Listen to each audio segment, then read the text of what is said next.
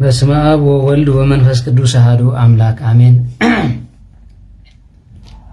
በስመ አብ ወወልድ ወመንፈስ ቅዱስ አሐዱ አምላክ አሜን። በስመ አብ ወወልድ ወመንፈስ ቅዱስ አሐዱ አምላክ አሜን። ይትባረክ እግዚአብሔር አምላክ አበዊን ለዘአብጽሐነ እስከዛት ሰዓት ቅዱስ እግዚአብሔር አምላክና ነሰዓት ዘብጽሕና ክብርን ምስጋናን አምልኮ ውዳሴን ዘለዓለም ንዕኹን እመቤታችን ቅድስት ድንግል ማርያም በአማላጅነት አቂባ በቃል ኪዳና ከብኪባ ነሰዓት ዘብጽሕትና ንዓውን ክብርን ምስጋናን ይብጽሕያ ሕርያን ቅዱሳን መላእክት ነቢያት ሐዋርያት ጻድቃን ሰማዕት እግዚአብሔር ብዘኽበሮም መጠን ንብሙሎም ክብርን ምስጋናን ይብጽሕዮም አሜን። አቤቱ ናይ ሰራዊት ጌታ እግዚአብሔር አምላክና ኃጢአትና ኸይረአኻ ነሰዓት ዘብጽሕካና ንስኻ እሞ ክብርን ምስጋናን አምልኮ ውዳሴን ዘለዓለም ንዓኻ ይኹን። ተረፈ ግዜናን ሰዓትናን بقدسنا تملينا متان كنكيد نهارات ጸጋ መንፈስ ቅዱስ ካም ሰደድካ ናናኻ ጸጋ መንፈስ ቅዱስ ካስደደልና ርህርህተልና ቁራሪተ መዓት ሳሊተ ምህረት ቅድስት ድንግል ማርያም አዴና ናይ ወትሩ ጸሎትክን በረኸትክን አይፋለየና እግዚአብሔር ክሳብ ነስምሮ ካገሰና ምሳና ቆሚ ንቅድስት ኤልሳቤጥ ንባህር ያቆስ ንቅዱስ ኤፍሬም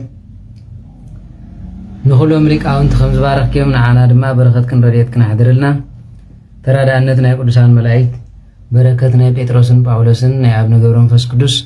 ምስ ኩላትና ህዝበ ክርስቲያን ይኹን። አቡነ ዘበሰማያት ቅዱስ ስምከ ትምጻእ መንግሥትከ በፈቃድከ ወይኩን ድርሳነ ዝበለጥና ብኒ ምድግ ለነ አበሳነ ወጀጋይነ ከመ ንሕነኒ ንሂድግ ለዘአበሰለነ ኢታብአነ እግዚኦ ውስተ መልሱት አላ አድኅነነ ወባልሐነን ኩሉ እኩይ እስመ ዚአኪት መንግሥት ኃይሎ ስብሐት ለዓለም ወለዓለም አሜን። በሰላም ቅዱስ ገብርኤል መልአክ ወእግዝእትየ ማርያም ሰላም ለቺ ድንግል ህልናች ወድንግል ስጋችም እግዚአብሔር ጸሎት ሰላም ለቺ ብሩክት አንቲ ማንስት ወብሩክ ፍሬ ከርስኪ ተፈሥሒ ሴት እምተጸጋ እግዚአብሔር ምስለቺ ሰዓሊ ወጸሊ ምህረት እንቲያና ፍቅሮ ልጅ ኢየሱስ ክርስቶስ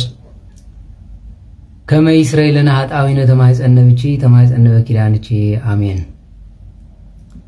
ሕራይ ናይ ክርስቶስ ቤተሰብ አፍቀርቲ ቅድስት ድንግል ማርያም አዴና ኣብ መሰረት ነቢያት ሐዋርያት ተሃነጽኩም ደቂ ዓዶም ንቅዱሳን አዕይንተ እግዚአብሔር አቦታቴ ካህናት ናይ ምስጢር ተላእኽቲ አሕዋተይ ዲያቆናት በርባዓ በሰማንያ ውልድነት እግዚአብሔር ተቀቢልኩም ተስፋ መንግሥተ ሰማያት ጽበይ በሙሉኹም ህዝበ ክርስቲያን ፍጹም ሰላም እግዚአብሔር ምስ ኩላትኩም ይኹን። ደሓን ሓዲርኩም ደሓን ደርፊድኩም ደሓን ደውዒልኩም ሰብ ፌስቡክ ከመይ ቀኒኹም ማሕበር ከዓ ኩልኹም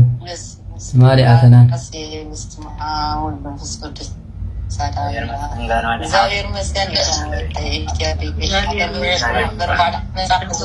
እንኳዕ ደሓን ፀናሕኩም።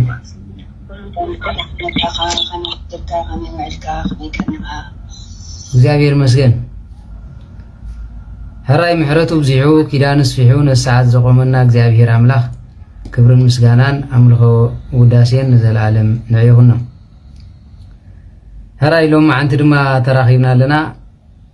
አጋጣሚ ሎም መዓንቲ እኳ ቁርብ ካብ መጽሓፍ ኢዮብ ምዕራፍ 2:10 ዘሎ አትሒዝና ንእሽቶ ክንመሃር ኢና ድሕሪኻ ንእሽቶ መልእኽቲ ትህልወና እያ ማለት እየ። ሕራይ ናይ ሎሚ ትምህርትና ካብ ኢድ አምላኽ ሰናይ ተቐቢልናስ ነቲ እከይ ከይንቕበሎ እንዶ ዝብል ትምህርቲ ማለት እዩ። እዚኣ ንረኽባ እዛ ቃል እዚኣ ካብ ኢድ አምላኽ ሰናይ ተቐቢልናሲ ነቲ እከይ ከይንቕበሎ እንዶ ነዚ ዝበለ ቅዱስ ኢዮብ በረከቱን ረድኤቱን ይሕደረና። መጀመርያ እግዚአብሔር አምላኽ ዝሃቦ ማእለያ ዘይብሉ ሃብትን ጸጋን አስተማቂሩ ዝኸይድ ብውላድ ተባሪኹ ይነብር ነይሩ። ብስጋውን ተኾነ ብዙሕ ሃብቲ ዝነበሮ ንብዙሓት ደኻታት ከዓ አቦ ዝነበረ እዩ ማለት እዩ። ኮይኑ ግን ሓደ መዓልቲ ስለ ዝጠለመቶ ነው ብኸቢድ ፈተና ክፍተን ከሎ ንሪኦ። ተቀዳማይ ፈተና እንታይ እዩ እንተኢልና መጀመርያ ዝነበረ ሃብቲ ብሙሉ ይጠፍኦ ማለት እዩ። ነዚ ድማ እቲ ናይ ኩላትና ጸላእ ዝኾነ ሰይጣን ብጣዕሚ ዝቃወመ ነይሩ። ኣብቲ ምዕራፍ 1 ቁጥሪ 9 ተሪኹሞ ኢዮብ እንሆ ኣብ ቅድሚ እግዚአብሔር ኣምላኽ ምንም ኣበሳ ዘይብሉ ሰብ ነበረ ይብል እሞ ምናልባት ደቁ በዲሎም ከይኾኑ ኢሉ ድማ ነፍሲ ወከፍ ሓንቲ ሳንቲም የውደቐሎም ነበረ ይብል እዚ ዘርእየና እንታይ እንድሕር ተባሂሉ ንደቁ ከይተረፈ ብመንፈስ ቅዱስ ሓፂርዎም ይነብር ነይሩ ማለት እዩ ሕጂ ሎሚ ካብኡ ንመሃሮ እንታይ እንድሕር ተባሂሉ እስኪ ኩሉኻትኩም ናይ ኣደይ ሓጢኣታ የቕርበለላ ንወደይ ሓጢኣት የቕርበለላ ኢልኩም ከቅርሺ ወዲእኩም ትፈልጡ ንሰበይተይ ከማን የለን ሎም እታ ሰበይቲ መናብርትኻ ትበሃል ኳስ የለን ሕጂ ብዚ ንመሃሮ እንታይ እንድሕር ተባሂሉ ምናልባት ደቀይ ንእግዚአብሔር ይብድልዎ ኸይህሉ እሞ ምሕረት ክገብረሎም ኢሉ ቀቅርሺ የውደቐሎም ነበረ ኢሉ ድሕሪኡ ሰይጣን ናብ እንዳ ኢዮብ መፀ ይብል ምዕራፍ 1 ክትሪእዎ መጀመርያ ግዜ እግዚአብሔር ምስ ሰይጣን ክዛረብ ከሎ ረይዎ ድሕሪ እግዚአብሔር ድማ መፅኡ ምስቶም ደቂ ኣምላኽ ኣብኡ ነበሩ ዝብሎም ዘሎ መላእክቲ ዝኸበቦ ገዛ እዩ ነይሩ ደቂ ኣምላኽ ተባሃሉ መላእክቲ እዮም ካልኣይ ድማ ቅዱሳን ደቂ ኢዮብ እውን ደቂ ኣምላኽ እዮም ስራሕ እግዚአብሔር ክሳብ ዝሰርሑ ማለት እዩ ድሕሪ መጨረሽታ ኣበይ ዳኣ ነርካ ኢሉ ይሓቶ ማለት እዩ ንሱ ድማ ንዓለም ምልእቲ ዘይረያ እዩ ኣበይ ነርካ ድሕር ተባሂሉ ንዓለም ምልእቲ ዘይረያ ይብል እሞ ከም ኢዮብ ባርያ ይደሪኻ ክብሎ ከሎ ኢዮብ ደኣ እሞ ገዝኡ ብምልእቲ ሓፂርካያ እንዲኻ ስለዚ ንኢዮብሲ ገዝኡ ምልእቲ ሓፂርካያ ዝተሓፀረቶ ብምንታይ ኢና ማለት እዩ ብምፅዋትን ጸሎትን ምፅዋት ዓብይ ጸጋ እዩ ምፅዋት ትቀትል ኣለ ሓጢኣት ይብል ሓቀይ ምፅዋት ሓጢኣት ይቀትል እዩ ይብል ዘይቀትል ተዝኸውን ነይሩ 6 ናይ ምፅዋት ቃላት ገደፈልና ንእግዚአብሔር ጠሜ ዘይብላዕኩምኒ ፀሜ ዘይስተኹምኒ ዓሪቀ ዘይልበስኩምኒ እዚ ብምሉእ ብምፅዋት ዝግበር እዩ ሓቀይ ጋሻ ኮይነ ዘይተቐበልኩምኒ ብምፅዋት እስር ከይደ እግዚአብሔር ይፍታሕካ ዘይበልኩምኒ ምፅዋት ሓሚመ እግዚአብሔር ይምሓርካ ዘይበልኩምኒ ምፅዋት ስለዚ ምፅዋት የፅድቕ ዲ ዝብል ሰብ ኣሎ ማለት እዩ ንሕስክ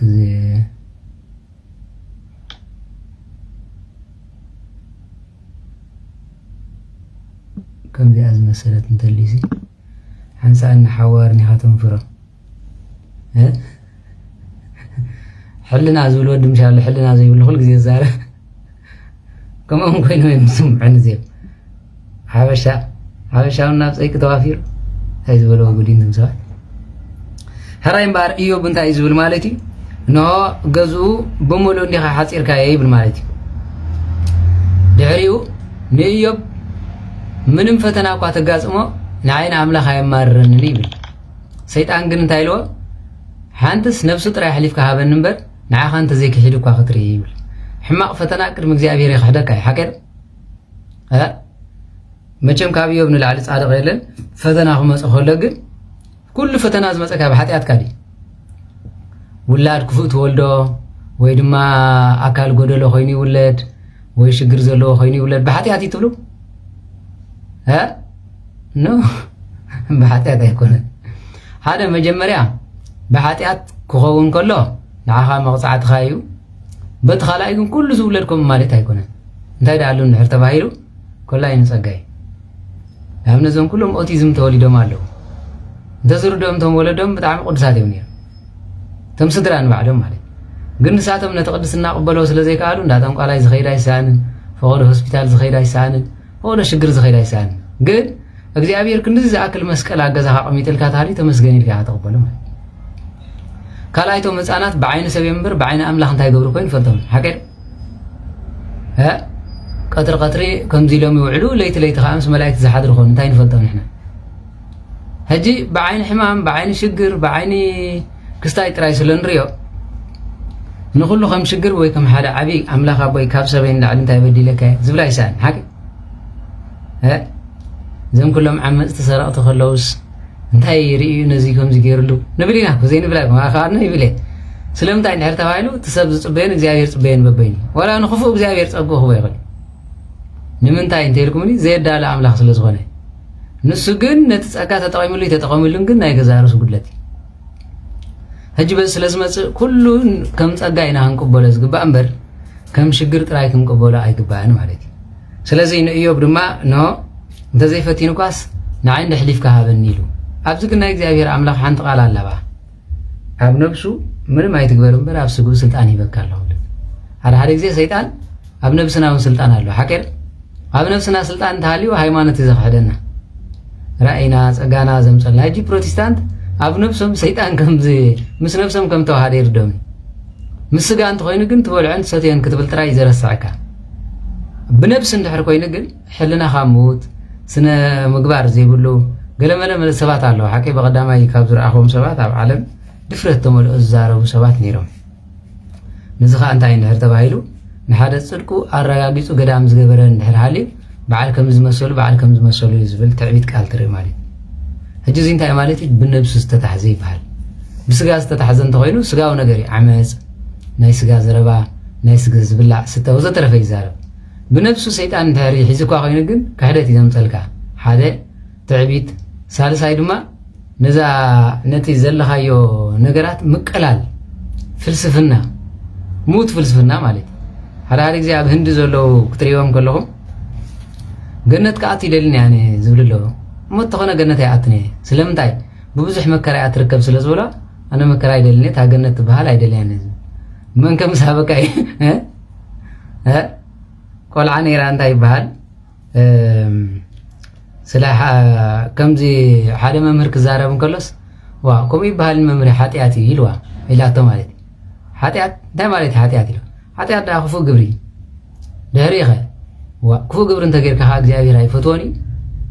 እግዚኣብሔር በቲ ዝገበርካያ ቆፅዒ ሲየልየትወካ ኢላቶ ነቲ መምህር ኦኬ ኣምላኽ ትፈልጥዮ ዲኸ ኢላቶ ይብላ ማለት ዋ ኢላቶ ኣበይ ትፈልጥዮ ኣብ ቤተ ክርስቲያን ቆልዓ ስለ ዝኾነት ማለት ኣብ ቤተ ክርስቲያን እንዲ ዘሎ ኣምላኽ እዋ ኣብኡ ስም ኣምላኽ ይፅዋዕ ምክንያቱ ስመይ ኣብ ተፀውዐትላ ኣነ ካብኡ ኣለኹ ስለ ዝብል ስለ ዝቕደስ ኢላ መቸም ካብ ትንቢተ ሳሙኤልን ካብ ገለና ምፅያ ተቆልዓ ፅቡቕ ኣራያ ስለ ዝነበራ ምክንያቱ ኣብዚ ኮንኩም ተፀሊኹም ዓይነይ ኩሉ ግዜ ናብኣየን እዝነይ ከዓ ክስቐማይ ዓይኒ ዝብል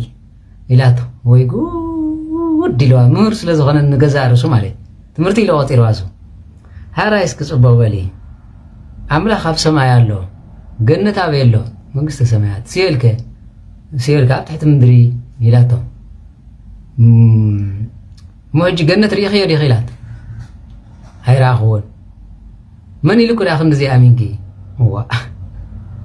ኣነ ዳ ቤቀሽ ኢሎምኒ ምኻልእ ሰብ ተዝብለክኸ ካልእ ሰብ ዳ ዘይኣምኖ ኢላቶ ቤቀሽ ግን ሓቆም እዮም መፅሓፍ ስለ ዝበለ ረድዮም ብዝኾነ ነታ ቆልዓ ተኸራኺሩ ክረታ ኣይከኣለን መምህር ስለ ዝኾነ ከዓ ክሓፍር ኣይደለየን መቸም መምህር ሓበሻ እንተኮይኑ ሸጋሪ መልሕራ ይመፀፀፅ ኣይትበሊ ሲኦልን መንግስተ ሰማያት ድሓር ኣብኡ ምስ ከድና ንሪኦ ኢላቶ ውይ መምህር ኣብኡ እንተኸይድኩም ዳ ኣነ ንስኹም ናይ ንራኸብን ኢላቶ ሄይ ኣነ ሃይማኖት ስለዘይካሓድኩ መንግስተ ሰማያት ከኣተ ንስኹም ከዓ ንሲኦል ኢኹም ሲኦል ትሕቲ ምድሪ እያ ዘላ መንግስተ ሰማያት ከዓ ልዕሊ ምድሪ እያ ዘላ ስለዚ ኣበይ ክንራኸብ ኢልኩም ዳ ሕጂ ካብ ሕጂ ተነስሑ እምበር ኢላቶ እጀባ እንታይ ኣብለኩም ደለ ሓደ እዚኣ ቆልዓ ፅቡቓ ዘላ ምክንያቱ ምስ ከድና ንሪኦ ኢልዋ ኣብኡ ምረኣይ ዝበሃል የለ ኢላቶ ንሕና ንመንግስተ ሰማያት ኢና እቶም ዝኽሕድዎ ድማ ንሲኦል እዮም ኢላቶ ስለዚ ኣብኡ ክትሪእዎ ገለ ኢልኩም ተስፋ ይትግበሩ ዘለኹም ተነስሑ ኢላቶ ሕጂ ከምኡ ዓይነት ኣሎ እዚ እንታይ ዝበሃል ብነብሲ ሙዳቕ ይበሃል ድሕሪኡ ሰይጣን ከም ኢዮብ ገይሩ ንኣምላኽ ዝፍሮ ካብ ክፉእ ዝፈርሕ ፍጹምን ቁኑዕን ሰብ ኣብ ምድሪ የልቦን እሞ ንኢዮብ ባርያይ ኣስተብሂልካሉ ዶ ብዚ ምኽንያት ከጥፎ ኣላዒልካኒ ክንስኻ ክሳዕ ሕጂ ግን ፍጹም ኮይኑ ይጸንዕ ኣሎ በሎ ኢሉ ኣይገርመኩም ድሕሪኡ ሰይጣን ድማ ንእግዚኣብሔር ቆርበት ኣብ ክንዲ ህይወቱ ዘሎ ኩሉ ይህብ ግናኸ ኣብ ገጽካ እንተዘይክዒዱካስ ኢድካ ዘርጊሕካ ዳ ድማ ስጉን ዓፅሙን ሃሰስ ኣይትብሎን ኢሉ መለሰሉ እግዚአብሔር ድማ ንሰይጣን በልስኪ ኢድካ ኣብ ኢድካ ሂበየ እኒአኹ ንህይወት ግን ተጠንቀቕ ወይ ድማ ስልጣን የብልካን ኢሉ ካህናት ኣብ ስጋና ዲ ስልጣን ዘለዎም ኣብ ነብስና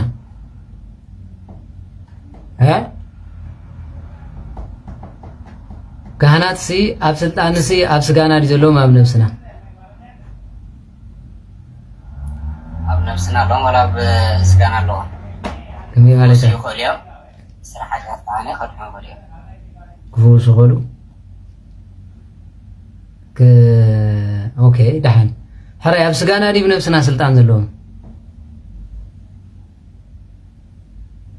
اسكي توما بنفسنا تبلو حدا بسغانا تبلو خلطه غبر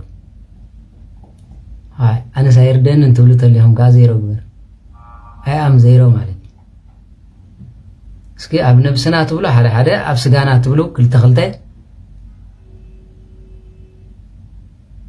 كي 00 انا يتردن بوس زربا اوكي هراي بلو ኢየሱስ ክርስቶስ ንጉሰ ስጋ ወነፍስ حقي ኣብ ክልተ ስልጣን ዘለዎ ነፍስ ካብ ስጋ የተፈለየትና ምድር ከላ حقي ها ነፍስ ካብ ስጋ እንተ ተፈለያ እንታይ ትበሃል በድኒ ስኮል ሙትያ ስለዚ ነፍስ ስጋ ምስ ተዋሂዳ ኣብ ዝነበረትሉ ግዜ እቲ ካህን ከውግዘካ ከሎ ኮላይ ብነፍሲ ኮላይ ስጋ ይወግዘካ ኣብ ክልተ ስልጣን ዘለካ ኣብ ክልተ ስልጣን ኣለዎ ኣብዚ ኮይኑ ድማ እንኳን ኣብ ምድሪ ኮይንኻ ኣብ ሰማይ ንዝግበር ፍርዲ ስልጣን ኣለዎ ብነፍሱን ብስጉን ትንሳኤ ኣይርከብ ኢሉ حقي ዘይሰገደ ስለሰለቺ ኣስሪጾም ማይ በስጋሁ ወነፍሱ ይርከብ ትንሳኤ ይብል حقي ስለዚ ካህን ናይ ክልቲ ስልጣን ይዘሎ ንጉስ ከእንተ ተባሂሉ ንጉሰ ስጋ ይባል ንጉስ ኮናን ናይ ዛ ምድሪ ኣይትገብሩን ትገብሩ ይኹም እነዚህ ዘይገርኩም ኢሉ ካህን ግን እንታይ እንድሕር ተባሂሉ ንጉሰ ስጋን ነፍስኒ ስለዚህ በዚህ መሰረት ስለዝኾነ ናይ ክልቲዩ ማለት እዩ ስለዚህ ኣብ ክልቲዩ ስልጣን ዘለዎ ካህን ዓብይ ስልጣን እዩ ዘለዎ ሕራይ ኣብዚ ድማ ሰይጣን ንነፍስና ጥራይ ዝዘጋገየና ኮላይ ንስጋና ዝገዝእ ንነፍስና ንክልቲዩ ስጋ ዝገዝእ ሰይጣን ኣሎ ነፍስ ዝገዝእ ሰይጣን ኣሎ ነፍስን ስጋን ዝገዝእ ሰይጣን ኣሎ بمنتاي نحر تبايلو انا نزل مسلم تتحتو مچم نابز غصيم بلخم نيرم እንዳ ቀራስ ከመገሪዝ ገዘና ምበልኹም ነይሮም ሓቀ ቁርአን ክሰማዕ ከሎ ደስ እንዳበለስ ስጋን ነፍስን ገዘእ ክስታይብልኒ ኣብ ዕዝ ቢላህ ሰይጣን እንታይ ማለት ተልካ ሰይጣን ከማና ይርሓቅ ይሉ ቁርአን ሰምዕ እንዲ ዝመጽእ ናበይ ዕዝ ቢላህ ካጣረ ቆዳ بعبي ዕዝ ቢላህ ሰምዕ እንዲ ዝመጽእ ها ስለዚ እቲ ዝሰብኮ ዲዩ ዝብሎ ዘሎ ዘይርዶም ማለት ሓደ ቁርአን ናይ መንግስተ ሰማያት ኣይኮነን ትብለሞ ወይ ናይ እግዚአብሔር ኣይኮነን ከመይ ጌርካ ከምኡ ትብል نحر كقرأ كله قانن تزعسلو خوينا كم يقدر يزين ناي منفس قدس كون غد مسلم حواتنا لا كبلوكم محمد شيتكم جاي وأنا ودايتي محمد زبهم باتسوتا بيلون كل حزب سلز خونه سيطان نسقا يجزيو خن بالكلنا بسقا عمصا بسقا قسلي في حمام يمص مالتي بسقا خاطر حكم تحسب جوركا ابنت نحري خايفنكا غست تراي دم تراي وزتر حزب لا حاجه كنا تراي زوج زي جي بسغوز تتحزي بنفس تتحزي خنتاي تلنايخا تعبيت طلمت እንደገና ድማ ክህደት ክህደት ካላይ ድማ ናይ ነፍስ ቅልስ ዝባሃል እንታይ እንድሕር ተባሂሉ ሓደ ሓደ ግዜ በይነኩም ከለኩም ትካትዑ ከምዚ ኮይነ ኣይኮንኒ ከምዚ እንታይ ለይኻ ከምዚ ክብለ ገለ ትብሉ ይትብሉ تكاتعوا حكي ديال زبل قطع مس نفسهم مس وشتهم مالك نابنت مسحدقو تبعيسنا لنا كيدم خمس قبله صانيا خمس قبر كاني سخنبر تبعيلي كاتع غن حدقو مسايلن كم زاز ملسلين كم زاز حدتكون زكات عزك زلو مشتها زل غرمني ديابلوس تقوار منفس بالز قال سبات على ايدهم نازل بحزق حكي فعنا ول زار منفس بالز حساوي ليو انا خمس قر وحسيتي ليو كم قالو يلون عاويلم زارو قالو منغدي زيوم تاي بالو زار زلو منافسيو اتليست مسمني زارو بخلا ايفلتني مس نفسها مزراب زبحال قالو حد حد زي انتي كوينو خمس غيره ازي مس نفسها مزراب زبحال كنتاي نهر تبايلو تعسها نفس مسغا واغا خلاها انتي عبسلي نمتاي كمز غيره لا انو سغاب غص كاز ጫማደ ትገብሩ ኸዚ አንታይ ባል መንፈሳው ምስ ነፍስኻን ስጋኻን ዝዋጎይ ስለዚህ ነፍስ ምስ ሰይጣን ክትዋጋ አخلاኻ ከምዚ ተዘገብርኮ ኮላይ ፕላን ተወጻሎ ነቀተለ ሓቀር እዚ እንታይ ባል እኩይ ስለዚህ ኣብዚ ድማ ዝበሎን ኢዮብ ነው አእምሩ ኸስሕቶሞ ዳሓር ብነፍስ ዝበሃል ድማ አእምሮ መስሓቲ ሓደ ግዜ አእምሩ ስሒቱ زارب سوال حدا عمره ناتفلت أقل أفو زي قاطع صار سوال حكر سيد أنت حاسو خوينسي ገሊኡ ትዛረቦ ዘሎ ይሰምዖ ግን ኣፉ ቋጣጥራ ይክእል እዚ እንታይ ይባሃል ስጋ ዝሓዘ ይባሃል ገሊኡ ድማ ዝዛረቦ ዝነበረ ኣይፈልጦን እዚ ካ እንታይ ይባሃል ስጋን ነብስን ተታሕዘ ይባሃል ብስጉን ነብስን ለፍሊፍ ከምዚ ኢልካ ምስ በልኮ ይበልኩን ክብለካ ኸሊ ሓቂር ስለምንታይ ገዛዩ ንዕኡ ዝነበረ መን ማለት ሰይጣን ስጉን ነብሱን ገዚእዎ ነይሩ ይባሃል ኣብ መንፈስ ቅዱስ ከምኡ ሎ ድዩ ንድሕር ተባሂሉ ዋላ እግዚኣብሔር ንድሕር ደሊኳ ኮይኑ ቅይር ኣቢሉ በኣፍካ ጌር ክዛረብ ኽእል መላእክቲ ክዛረቡ ኽእል እዮም ጻድቃን ክዛረቡ ኽእል እዮም ስልጣን ኣለዎም ኣብ ልዕሊኻ ከምቲ መልኣኽ ስልጣን ዘለዎ ሰይጣን ስልጣን ዘለዎ መልኣኽ ከዓ ስልጣን ኣለዎ ሓደ ግዜ ኪተነሳሓበሎ እምብን ተይልካዮ ምረኻ ኣቢሉ ናብቲ ገዛ ክእትወካ ኽእል የለን ኣሎ እምበር ናይ ማርታ ፂዴንያ ዝበሃል ስእሊ ኣላ ሓቂሮ ሒዝላ ምስ መፅኻ ኣብ ኢየሩሳሌም ሲ ንዓይ ዘይወስዳ ይብል ተስኢ ኸይድሞ ተዘዊሩ ናብቲ ገዛ ይመለስ ነይሩ ስለምንታይ ንድሕር ተባሂሉ ብነብሲ ተኣሲሩ እዩ ማለት እዚ ናይ መንፈስ ቅዱስ ይበሃል ዲያብሎስ እውን ከምኡ ንኣብነት ብነብሲ ዝገዝእ ዲያብሎስ ኣሎ ተባሂሉ መስተፋቅር ወይ ድማ ናይ ደብተራ ስራይ ዝበሃል ታጓል ብልባ ፈትያት ያደ ድሕሪ ትኸይ ዘላ ዋላስ ብእስር ቤት ፈታት ትገብሮ ዘላ ዋላ ይፍለጣ እንታይ ጌራ ሓደ ግዜ ብስጋ ይርዳእ ግን ካብኡ ተፈልየ ክነብር ኣይክእልኒ እየ ትፀሎ ዝነበረት ዋላ ክኸውን ይኽእል እዚ ሕጂ እንታይ ይበሃል ናይ ነብሲ ማእሰርቲ ይበሃል ናይ ስጋ ማእሰርቲ ሰይጣን ካ ኣሎ ንኣብነት ኣጥርጦ እንድሕር ተባሂሉ ኢሉ መዓኮሮ ክፍንዎ እንድሕር ውዒሉ ኮይኑ ስጉ ፍትሕ ከም ዝኸውን ገይርዎ ኣሎ ማለት እየ ስለዚ ከምዚ ዓይነት እንድሕር ሃልዩ ኮይኑ ክርደአኩም ኣለዎ ብመንፈስ ቅዱስ ከተእሰር ዶ መንፈስ ቅዱስ ኣሲሩ ተደሊና ብድላይ ክወስደካ ኽእል ንኣብነት ኣብ ከብዲ ዓሳ ንዮናስ ናብ ህዝቢ ነነዌ ክወስዶ ከሎ ንርኢ ኣብ ከብዲ ዓሳ ኮይኑ ክነብር ዝኽእል ፍጡር ኣሎ ካብ እምሮ ወፃኢ ሓቂዶ እዚ ስራሕ እግዚኣብሔር ይበሃል ኤልሳዕ መፅረቢያ ምስ ኣተወት ወይ ምሳር ምስ ኣተወቶስ ንዓ ከውፃእ ከሎ ቅራፍ ዕንጨይቲ ናብ ማይ ኣትዩ ፀለል ኣቢልዋ ይብል ብእምሮኻ ክትበፅሖ ትኽእል ኣይትኽእልን እዚ ናይ እምሮ እዚ ናይ እግዚኣብሔር ስራሕ እዩ ሳምሶን ምስ ኣንበሳ ኣባርኻ ክዋጋእ ውዒሉ ድሕሪ ምስ ጠመየ ካብ ኣፍ ኣንበሳ መዓር ኣፈልፈለሉ እዩ ካብ ኣፍ ኣንበሳ መዓር ይወፅእ ንህብሎ እዚ ሕጂ እንታይ ይበሃል ልዕሊ ኣእምሮ እንታይ ይበሃል ተኣምር ናይ እግዚኣብሔር ምስ ኢልፈላውያን ክዋጋእ ውዒሉ ብዓፅማ ኣድጊ ገይሩ ክስትር ውዒልዎም መንጋጋ ኣድጊ ገይሩ ከምዚ ሴፍ ትመስል ማለት ኣፀድ ውዒልዎም ሽሕን ገለን ሰብኣይ ኣውሪኦ ብሓንሳእ ማለት ድሕሪ ፀሚዩ ኣምላኽ እስራኤል ኢሉ ከምዚ ገይሩ ሒዝባ ከሎ ጥብጥብ ጀሚራ ሽዑ ክሰቲ ጀሚሩ ካብ ዓፅማ ኣድጊ ማይ ይፍልፍል እዚ እንታይ ይበሃል ልዕሊ ኣእምሮ ወይ ድማ ተኣምር ይበሃል ማለት እዩ እዚ መፅሓፍ ቅዱስ ተፃሕፈ እዩ ስለዚ እዚ እንታይ ዝበሃል ማለት እዩ እዚ ናይ እግዚኣብሔር ኣምላኽ ተኣምር ኤልያስ ክኸይድ እንከሎ ማይ ዮርዳኖስ ከልከሎ እሞ ቆቢዑ ውፅኡ ከምዚ ገይሩ ጣዕ ምስ ኣበላ ኣብ ክልተ ተመቕለት እዩ ብዓይኒ ሰብ ይከኣል ኖ ሙሴ እውን ከምኡ ማለት እዩ ሙሴ ከዓ ብበትሪ ገይሩ ከምዚ ገይሩ ዘበጥ ኣይብል ድሕሪ ክልተ ተመቕለት እሞ ብሰላም ሓለፍ ይብል ይከኣል ስለዚ በዚ እዩ ማለት እየ ስለዚ በዚ እንደገና ኤልሳዕ ከዓ ክመፅእ ከለካ በታ ዝሃቦ ባርኖስ ገይሩ ከዓ ከምዚ እዩ ባርኖስ እንታይ ማለት እዩ ቆቢዕ ማለት ይኮነ ስለዚ እዚ እንታይ ማለት እዩ ብዓይኒ እግዚኣብሔር ኣፅፊ ባርኖስ ዝብሎ ዘሎ ንዕዩ ባርኖስ ማለት ቆቢዕ ማለት እዩ ወዲ ሓውበይ ስለዚ እዚ እንታይ ይበሃል ተኣምር ናይ እግዚኣብሔር ካብ እምሮ ሰብ ወፃኢ ካብ ሕልናውን ወፃኢ ማለት እዩ በዚ ስለ ዝኾነ እዩ ኣብዚ ድማ ንሪኦ ዘለና ሰይጣን ብቻ ሳብ ነብሱ ስልጣን ኣይሃለኻ ይብሎ ብስጋ ግን ክትፍትኖ ትኽእል ኢኻ ቀዳማይ ፈተኑ እንታይ ነይሩ ድሕሪ ሰይጣን ድማ ነዚ ሰሚዑ ኸይዱ ካብ ገጽካ እንተዘይክሒዱ ሲሉ ነዚ ኸይዱ እግዚኣብሔር ከዓ ንሰይጣን በዚ ምስ በሎ ሽዑ ሰይጣን ካብ ገጽ እግዚኣብሔር ወፂኡ ይኸደ እዩ ካብ ገጽ እግዚኣብሔር ማለት ማለት ሰይጣን ይልምን ዶ ይልምን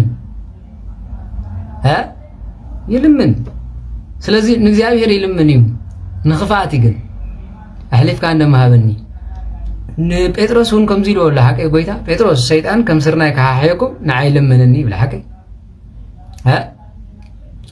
ኣነ ግን እታ ምሳኻ ዘላ እምነት ከይተጥፈ ኢለ ከልከልክዎ ይብል እዚ እጂ ንፃድቃን ዝፍተን ፈተና እዩ ዝበሃል ንዓና ንእግዚኣብሔር ክፍትኖ ኢሉ ይፍትነና ዲ ባዕልና ና ሰይጣን ንዓ ንብሎ ሓደ ግዜ እኳ ዋላ ፅቡቕ እንዳረኻ ሰይጣን ከይኸውን ትብል ታሃሊኻ ኮ ንዓ ፍትነኒ ማለት እዩ ሓቀይ ዶ ደቂ ሰኒረስ ሕልምስ ናይ ሰይጣን ዳ ከይከውን ይብል ትሕልም ኸውን ሰይጣን ባይዘወይ ኣብ ኤርትራ ኮ ሰይጣን ክቡር እዩ ኣብ ኤርትራ ኣብ ትግራይ ኢትዮጵያ ገለመለ ሰይጣን ብጣዕሚ ይኽቡር ወ መልኣኽ ከማን ኩንዲ ይኸብርኒ ቀትር እንተወፂኻ ሰይጣን ከይፀፍዐካ ለይቲ እንተተወፂኻ ሰይጣን ከይፀፍዐካ ክፅውዕ እንተሰሚዕካ ሰይጣን ከይኸውን ማይ እንተተደፊኡ መተት ከይኸውን ኣነ ካብ ኤርትራ ንላዕሊ ሰይጣን ዝኸበረሉ ኣከባቢ ርአ ይፈልጥኒ ድሕሪ ዝኾነ ፀጉሪ ተደርቢ ተፀኒሑ ሰይጣን እዩ ተገይርዎ ዝኸውን እጅግ መጨረሽታ ከምኡ ስለ ዝብል ትሰብ ጠቕላላ ፈሪሒ ዝነብር ለይቲ ተሲኡ ብድድ ኢሉ ዝኸይር የለን ፃዕዳ ዝለመሰ ሰይጣን ፀኒሕኒ ብመንገዲ እስክሕለፍ ኢለ ወጊእኒ ዋ ሰይጣን ኮ ያት ዘላ በስማ ምስ በልካ ኮብሩ ይቐውምን ይወግእ ዶ እንተኢልኩምን ይወግእ ጥላ ወጊ ዝበሃል ኣሎ ዋላ መፅኡ ይሓንቕ ዘይሓንቕ ኣይኮነን ግን ትፍርሕኻ ርኢ ንዓኻ ጥሪግ ዘብለካ ማለት እዩ ፍርሒ ርኢ ድሕሪ ሰይጣን ከዓ ፕሮቴስታንት ሰይጣን ትፈልጦ ዶ ተኢልካ ብኣካል ሰይጣን ከለዉ ሰይጣን ናባና ይቐርብን ጭራሽ ሰይጣን እኮ ሰይጣን የሉ ይፈልጥን ይኽርደኩም ኣሎ ፕሮቴስታንት ኢየሱስ ኣማላዲስ ጋብ ዝብላ ሒዱኳ እንዳሃለ ሰይጣን ንዓያ ይቐርበንን ፈረሱ ተቐይርካ ኩርሲ እንዳገለባጠካስ ኣብ መጨረሻ ሰይጣን የለን ኣነ ናይ ብሓቂ ከም ፕሮቴስታንት ገይሩ ሰይጣን ዝፃወተሉ ትውልድ የለን ምክንያቱ ነታ ጓል ኣንስተይቲ ጥራሕ ነብሳ ናብ ቤት ፀሎት እንደምፅእዋ ነቲ ወዲ ተባዕታይ እውን ረሲብ ይብሎሞ ንስኻ ተቐቢሉ ቴስታ ሓነው ይብሎ ትኻ ጋዕ ኢሉ ወድቕ እንተሃሊስ ትመፅኡ ዝሃለ ዝሃርሞ ዘሎ ቴስታሲ መልኣኽ ዲ ሰይጣን ከምዚ ክብል ከሎ እኮ ልክዕ ንዑ ዝመስል ሰይጣን እኮ ሓገም የብለይ ዘይብሎ ከይመስለኩም ድሕሪኡ ንኣብነት ሚል እጂ ፓስተር ክኸውን ይበል ዝፅዕር ዘሎ ማለት እዩ ኣይግበር እምበር በዓል ሚል ፓስተር ተትኾኑ ከም ኤርትራ ንኹሉ ሸሸም በልኩምሉ ከምዞም ኣብ ኢትዮጵያ ዘለዉ ስኢልኩም ብኩርሲ ክትገላብጥዎ ማለት ተመስገን ኣምላኽ ዋላ ዝፃፀር እዮም ዝብሎ ቁንጭ ዝበሃል ወዲ ምሻሎ ፕሮቴስታንት ናይ ክንበ ከሎሲ ናይ ወረቐት ገለ ዝንበል ወረቐት ክሰልጠኪ እዩ ክሰልጠካ እዩ መኪና ይርኢ ኣለኹ ገለመለ ዝብል ማለት እዩ ሕጂ ኣነ እንታይ ክብደል እየ በዓል ሚልዮን ፓስተር ተትኾኑ ነይርኩም ኤርትራ እንዳኣድጊ በቕሊ መቐየርኩማ ብረግሒት ጥራይ ማለት እዩ ቁንጨዲ ዝበሃል ተወዲ ፃፀይ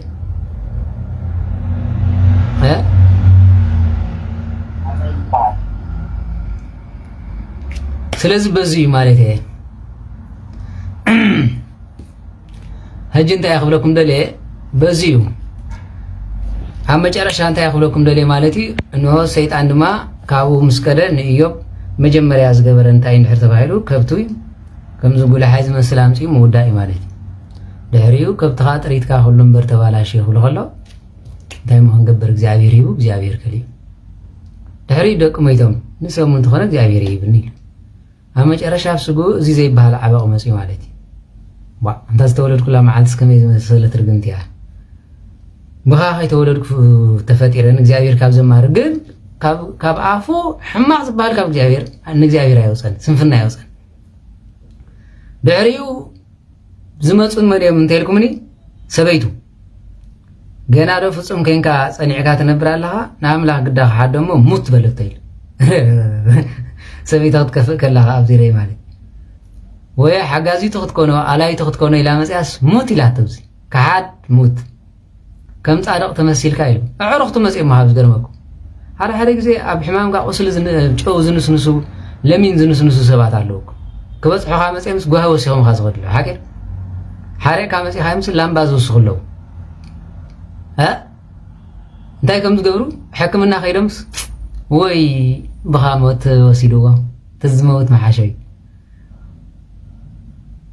ሕጂ ካብቲ ንሱ ድንጋፃ ሓሲብዎ ኸውን ግን እግዚኣብሔር ንዓ ዘንብሮ ዘለኮ ንስኻ ንኣምላኽ ክትበፅሕ ኢሉ ሓቄ ዶ እቶም ሕሙማት ኣብ ሆስፒታል ዘለዉ ረብሓ ንመን እንድሕር ተባሂሉ ንዓይ ንዓኹምኒ ሓቄ ሓሚሞ ዘይበፅሓኩም እኳ መበለ ኮና ኣብዚ እንተኮይኑ ዋላ ዴኻ እውን ማእሲሞ ትኸውን ኢለ ይፅበ ነይረ እምበር ይሓዊኮም ኩን ትብለካ ጭንቀት እውን ኣሎ ማለት እዩ ሰበይቲ ከዓ ካብ ዝረኣያታ እንታ ከምዚ ካብ ትብልሲ ክሒድካ ሙት ወይ ሰበይቲ ድሓር ድማ ፈተውቱ ክበፅሕዎ ምስ መፁ ኸ ሰለስተ ፈተውቱ ነይሮሞ ኤልፋዝ ቴመን ቤልዳድ ሸዋዊ ይብሎ ማለት ሳፎር ናዓዊ እቲ ዝወረዶ መከራ ሰሚዖም ካብ ማዕዶ ናብኡ መፁ ንሳቶም ምስኡ ክንሓዝን ከነፃናንዑንስ ንዑናይ ንኸይድ ተባሃሉ ካብ ርሑቕ ዓማዕድዮም ጠሚቶም ምልላይ ምስዓኑ ግና ዓዊሎም በኸዩ ነፍሲ ወከፎም ድማ ክዳውንቶም ቀደዱ ሓመድ ናብ ሰማይ ዓቢሎም ናብ ርእሶም ንስንሱ ቀፂሉ እንታይ ይብል ድሕሪ እዚ ከዓ 7 መዓልቲ 7 ለይትን ምስኡ ኣብ ምድሪ ተቐመጡ ቃንዛ በርቲዕዎ ስለ ዝረኣየ ከዓ ሓንቲ ቃል እኳ ኣይተዛረቡን ኢሎም ድሕሪኡ ግን እንታይ ኢሎሞ ፅንሕ ኢሎም ማለት እዩ ስጋብ ሽዑ ይሓዝኑሉ እዮም ነይሮም ኮፍ ምስ በለ ወይ ሰይጣን ከዓ ናብኦም መፂኡ እንታይ ኢሎሞ እንታይ እዮብ ሕጂ ኸ ከመይ ኣለኻ እግዚኣብሔር ይመስገን ክላ እግዚኣብሔር ፅቡቅ ግብሪ ከም ዘለካ እስከምኡ ትብል እግዚአብሔር እንተዘይትብድለስ ከምዚ ገይሩ መቐፅዓካ እንካ ኢሎም እኳ ኩሉ መቕፃዕቲ ብበደል ጥራይ ዝመፀካ ብፀጋውን መፀካይ ድሕሪኡ እንታይ ኢልዎም ኣብ ቅድሚ እግዚኣብሔር ማንም ሰብ እኳ ንፁህ ክኸውን ዝኽእል የለን ኣነ ዝፈልጦ ሓጢኣት የብለይን ኢሉ ኣብ ቅድሚ ኣምላኽ ግን ንፁህ ክብል ኣይክእልኒ እቲ ንስኻ ፅቡቅ ዝበልካ ቅድሚ እግዚኣብሔር ሓጢኣት ክኸውን ይኽእል ሓደ ሓደ ግዜ ሓቂር ስለዚ ኣነ ንፁህ እየ እንተኢለን እግዚኣብሔር ዝኸሶ ዘለኹ ኣነ ዝፈልጦ ሓጢኣት የብለይን ኣብ ቅድሚ ኣምላኽ ግን ንፁህ ክኸውን ኣይክእልኒ ኢሉ ፅቡቅ መልሲ ሓቂር ንስኻ ተነሲሐ ዝበልካ ሓጢኣት ክህሉ ይኽእል እዩ ኣዘክረኒ እንተትብሎ ግን እግዚኣብሔር እልፊ ሓጢኣት ከምፀልካ ይኽእል ሓቂር ንኣብነት ብሓሶት ዓሪቕካዮም ኣለኻ ሓሲኻ ዓሪቕካዮም ንበል ክሕጎሰልካ ኢልካ እውን ሓሲኻ ኣለኻ ቅድሚ እግዚኣብሔር ሓሶት ሓሶት እዩ ሓቂር ተኽሰካ ስለዚ እዚ ሕጂ ግን እቶም ሰብ ስለ ዝተዓረቑ ንዓኻ ዓብይ ፀጋ ኢልካ ጥራይ ክትወስዶ ይግባእ እቲ ዝሓስኻዮ ቅድሚ እግዚኣብሔር ንባዕለ ይሕተካ እዩ ማለት ስለዚ ሓሲኻ ምዕራቕ ፅቡቕ እዩ ዝብል ሰብ ኣሎ ሓቂር መን ኢሉካ ሓቂ ተዛሪብካ ዓረቕ ስለዚ ኩልኩም ሸር ግበሩ ሓቂ ተዛሪብካ ምዕራቕ መን ከልኪልካ ኢና ምሕሳብ ዝወደቐካ ዘሎ ስለዚ ከምዚ ዓይነት ክንጥንቀቐሉ እዩ ዝግባእ ንሳቶም ድማ ከምዚ ምስ በልዎ ካብኡ ኸዱ ድሕሪ መስዋዕቲ ከቕርቡ ከለዉ እግዚኣብሔር ኣይተቐበለሎምን ኣይተቐበለሎምን ድሕሪ እግዚኣብሔር እንታይ ኢልዎም እዮብ ባርያይ ንፁህ እሞ ከይድኩም እንታይ ግበሩ ንዕኡ ይቕረ በለልና በልዎ እንዳተቐንዘቦ የቕሬታ ዝሓትት ብስጉኡ እንዳሓመመ ከሎ ንሱ ግን ስለ ነብሶም ዝሞቱ ሰባት ዝፅሊ ማለት እዩ ሓደ ግዜ ካህን ሕሙም ስለ ዝኾነ ይፍውስን ማለት እዩ ወይ ሕሙም ኣብ ዓራት ዘሎ ሃብተ ፈውሲ ዘይብሉ ይመስለኩም ኣብ ሆስፒታል ኮይኑ ሙት ከተስእ ይኽእል እዩ ንምንታይ ዳኣኑ ባዕሉ ዘይሓው እንተኢልኩምኒ ንፀጋ ተዋህቦ እንተኾነ ኸ ክልተ ዓይነት ደዌ እዩ ዘሎ ደዌ ዝሃሴት ዝበሃል እውን ኣሎ ሓቀ ደዌ ሕማም ኣሎ ደዌ ፀጋ ኸ ኣሎ ማለት ኣብ በዓል ዋልድባ ኮይኑ እጂ ካንሰር ዘይብሉ የለን ስለምንታይ እንድሕር ተባሂሉ ደዌ ዝሃሴት ኣለዎ በቃ ከሳቀየና ሞ ከም ዕለተ ዓርቢ መታን ክኾነና ዝበዝሐ ፀጋ እንታይ ሃብናስ ሕማም ሃበና እዮም ዝብሉ ንሕና ከዓ በጋጣሚ እሾኽ በለስ ወጊኣትና እንታይ ኣምላኽ ንዓኻ ኢለ ከም ዘይመፃኽሉ ብላል ስለዚ እዮብ ዝሓመሙ ሕማይ እንታይ ይበሃል ደዌ ዝሃሴት ይበሃል ናይ ፀጋ ሕማም ኣብ ቅድሚ እግዚኣብሔር ተፈተነሉ ማለት እዩ ኣብ ሓድሽ ኪዳን ንረኽቦ መን እዩ እንተተባሂሉ ብበደሉ ዘምፅኦ ፈተና እኳ ተነበረ ግን ከም ፀጋ ተዋሂብዎ ኮፍ ዝበለ ብርሃን ዓለም ቅዱስ ጳውሎስ እዩ እንታይ ኢሉ ሎ ማለት እዩ ነቲ መንፈስ ክወፀለይ 3 ግዜ ፀለኹ ይብል ሓቂዱ ፀጋኻ ይኣኽለካ በለኒ ኣነ መታን ከይዕበ ንዓይ ዝወግአኒ መንፈስ ተዋህበኒ ስለዚ ከም በዓል እዮብ ንእግዚኣብሔር ኣምላኽ ንፈተኖኦም ኣብ ቅድሚ እግዚኣብሔር ኣምላኽ ይኽሕዱ እንተዋህቦም ፀጋ እዚ ኣሎ ከም በዓል ብርሃን ዓለም ቅዱስ ጳውሎስ እውን ስልጣን ኣለዎም ኮኑ ሰይጣን ክኣስቡ ንሱ ግን እንታይ ኢሉ ንኻልኦት ቃል ክሰብኽ ከሎ ንሱ ድማ ካባ ይወፅእ ነበረ እዩ ዋላ ቅዱስ ጴጥሮስ እውን ነይርዎ እዩ እንታይ ዝበሃል ማለት እዩ ውግኣት ንገሊኦም ድማ ፍልፀት ርእሲ ንቅዱስ ሉቃስ ከዓ እንታይ ነይርዎ ይብል ዘይሓዊ ቁስሊ ናይ እግሪ ነይርዎ ይብል ንቅዱስ ያዕቆብ ከንታይ ኢሉ እግረ ነገ ይብሎ ነገ ማለት ሩጥባ ነይርዎ ካብ ምሒር ፆም እግሩ ተነፊሑ ንሆ ኣይንቀሳቐስን ነይሩ እንተኾነ ግን ንዕለት ዓርብ እንዳዘከረ ካብዚ ኣይነቓነቕን ይብል ነበረ ይብል ስለዚ ካብ ካልኦት ሃዋርያት ክንሪኦ ከለና ቅዱስ ያዕቆብ ካብ ኢየሩሳሌም ኣይወፀን እግሩ ኣይንቀሳቐስን ነይሩ ብሰረገላ ከይድ ዝኽእል እዩ ግን ነቲ ዘሎ ከባቢ ብእግርኻ ምርጋፅ ሃዋርያት ብእግሮም ንዝረገፅኩሞ እውን ሰላማይ ኣብኡ ይሕደር ይብሎም ስለ ዝነበረ ንሱ ግን ከምኡ በለ ኢሉ ካልኣይ ድማ ቅዱስ ያዕቆብ ካብ ኢየሩሳሌም ዘይወፅእ ስለምንታይ ይብሉ እሞ ምስ ጎይታናን መድሓኒናን ኢየሱስ ክርስቶስ ብሓሳይ ዓብዮም ወዲ ዮሴፍ እዩ ሓቀ ስለዚህ እንታይ ዝብል ማለት ንጎይታ እንታይነቱ ጽቡቅ ገይሩ ዝፈልጥ ስለዝነበረ ንኣይሁዳውያን ድማ ንዓይ ብስጋ ሓወይ ኣይኮነን ሊከራኸሮም ነበረ ስለዚህ ያዕቆብ ዘኢየሩሳሌም ዝበሃል በዚህ መሰረቲ ማለት ስለዚህ ኩላትና ክርደና ዝግባ ነው ደዌ ዝሃሴት ከም ዘሎ ናይ መከራ ደዌ የሎ እንደገና ድማ ናይ ጸጋ ደዌ ከም ዘሎ ክርዳእኩም ይግባ ማለት እዩ ዞም ፕሮቴስታንት ኮ ዝኾነ እንተ ሰሚዖም ከምዚ ይስምብል መጽሓፍ ቅዱስ አይመስልም ምክንያቱ ንስምሃ ሂልካ ምብላዕ እምበር ብሕማም ዝመጽእ ጸጋ ከም ዘሎ ያምን ሓቂር ናይ መጨረሻ ዘሰሓቅን እንታሃሊሲ ብዊልቸር ክልተ እግሩ ዝተቆርፀ ሓደ ሰብኣይ መጺ ማለት እዩ ምሰምጽኦ ሰብኣይ ኮነ ኢሉ ይኽትኖ መጺ ይበሃል ምስ መጽ በኢየሱስ ስም ተነስ ብያለሁ ኢሎ ተስኢለካ ኣለኹ በእግርኻ ቆም ኢሎ ሕጂ ይስሕቆ ንሰው تسحق زلها منفس سيرك الله إلو دايلي سبرن سبعي كامل سخرتم إلي سحق هجي سحق زلها رخص منفس لازم حزي رأي وين مايكروفون عزيكو فلكم الله بيس اسم تنس بيها الله إلو دهري أنسلاني رغن تتبلس أقرأه إلو لك أونو تنوي لجي تتردي أمني ولا يعبرني مالي سلازي بزي مسرتي مالي تاي حالا حالك زي انو انتاي تسأل لها كم يجرو شجر قتي مو أنت زي الكاونكو هافت فوس هون أيكلني هذا أنت أيلو نقدام كيرسي أباتي أنا سبك أحمي خمسي كوينه كم يجرو كوا وا نصاتكم ده آخر استيان ديكم كمنيهم أبو خلوا ده يتفلتونيهم نسبنا من تحاتيتكم منيلو ها هو دعوة بي ممكن نسو أنكو على يوني حتى كاي تايد في كان تعيس كاز فلت تزغونير أنت زهرت تالو هكذا بويتاون ماس زمني خمس حزوه ويلي حتى تحكيلو تفيه ويكون ان انتاي دا نحر تباهيلو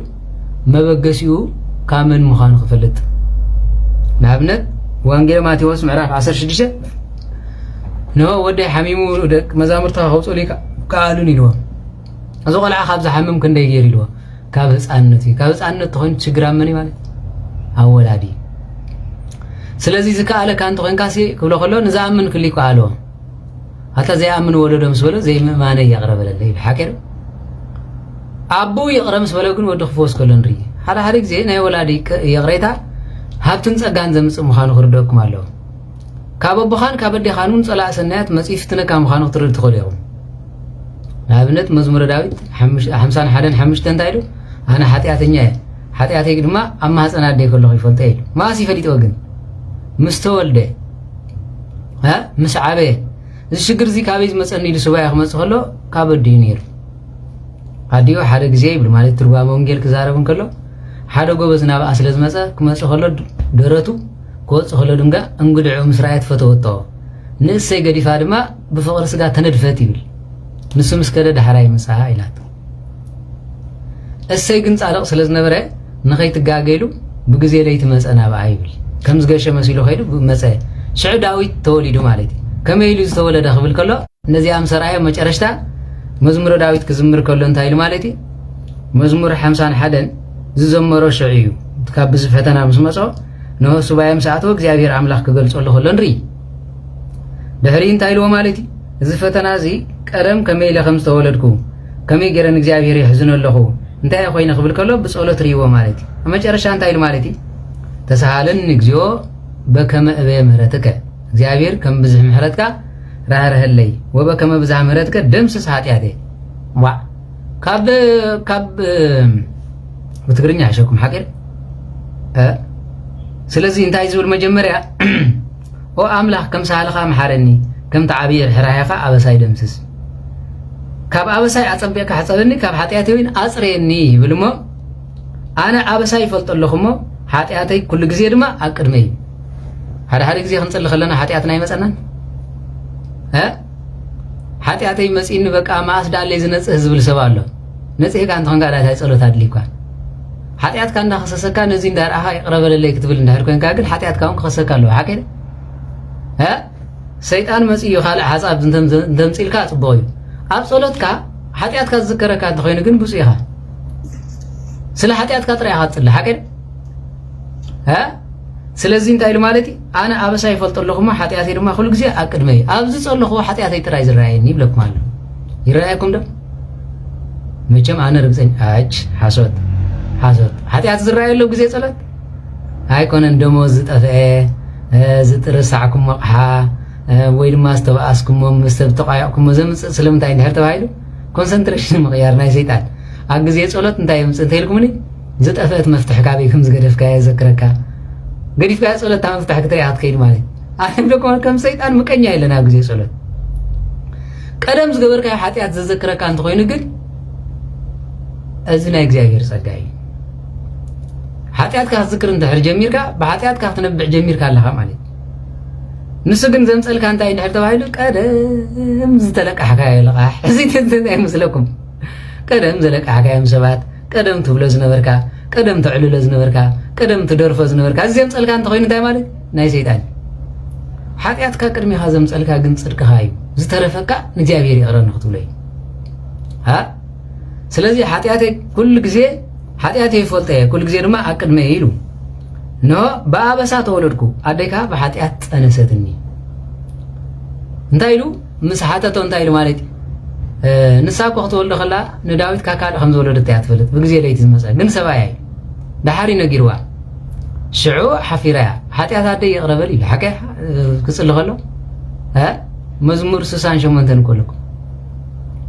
27 25 23 ኩሉ ግዜ አንብቦ መዝሙር 109 አንብቦ ዓብይ ጸጋ እዩ ማለት ስለዚ እንሆ ንሓቂ ኣብ ውሽጢ ኢኻ ትደልዮ ኣብ ሕቡእ ጥበብ መሃረኒ ምእንቲ ክትፀርስ ከም ብስምዕዛ ኣጥርየኒ ካብ በረድ ድማ ክፅዕዱ ሕፀበኒ እተን ዝቐጥቀጥካየን ኣዕፅምቲ ክሕጎሳ ባህታን ሓጎስና ስምዐኒ ገጽካ ካብ ሓጢኣተይ ከውሎ ንብዘሎ ኣበሳይ ድማ ደምስሶ ኣምላኽ ጽሩይ ብፍጠረለይ ሞ ቁኑዕ መንፈስካ ኣብ ውሽጢ ይሕድስ እዩ ካብ ገጽካ ኣይትደርብየኒ ቅዱስ መንፈስካ እውን ኣይግደፈኒ ሓጎስ ምድሓንካ መልሰለይ ብፍቓድካ መንፈስ እውን ደግፈኒ መንገድኻ ንመፍረስቲ ክምህሮም ሓጣንካ ናባኻ ክምለሱ እዮም ኦ ኣምላኽ ኣምላኽ ምድሓነይ ካብ ዕዳደም ከዓ እናግፈኒ ዕዳደም ዝበሃል ወታሃደር እዩ ሓቀይ ዕዳደም እናግፈኒ ዝበሎን እንታይ እንድሕር ተባሂሉ ንፈታዊ እዩ ስለ ዝቐተለ ፀላ ኮይኑ ዝመፀካ ሓቀይ ዶ ፈታዊኻ ምቕታል ግን እንታይ ይበሃል ዕዳደም ኣይገድፍካን እዩ ከምዚ ዋላ እንተ ተነሳሕካ ዋላ ካልእ እንተበልካ ዳዊት ኮ ትሪእዎ ኢኹም ሓቀይ ሰበይቲ ሰብኣይ ክዝሙ ከሎ ብገዛእ ሰበይቲ እነሆ ሓዊ ድማ ንጓሉ ክዕምፃ ቅድሚ ዓይኒ ከለኹ ትርኢ ፃድቕ እዩ ግን ሓቀይ ዳዊት ሰበይቲ ሰብኣይ ክወስድ እንከሎ ጓል ዳዊት ትእማር ድማ ብወዲ ዳዊት ክትዕመፅ ከላ ንሪያ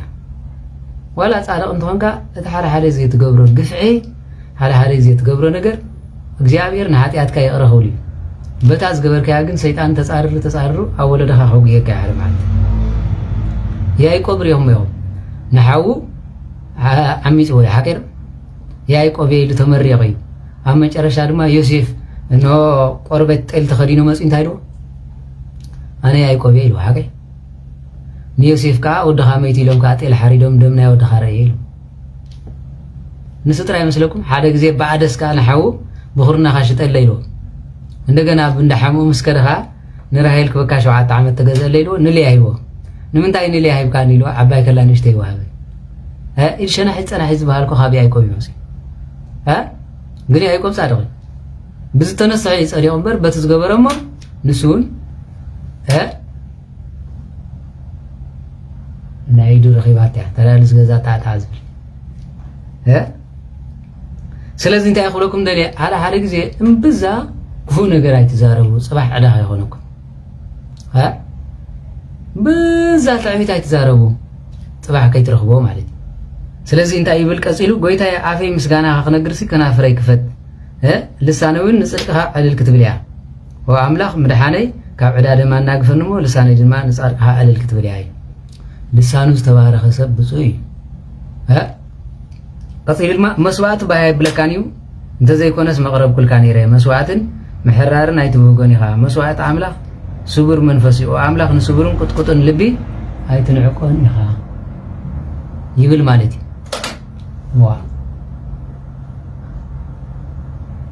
እንታይ ወርጆ እንታ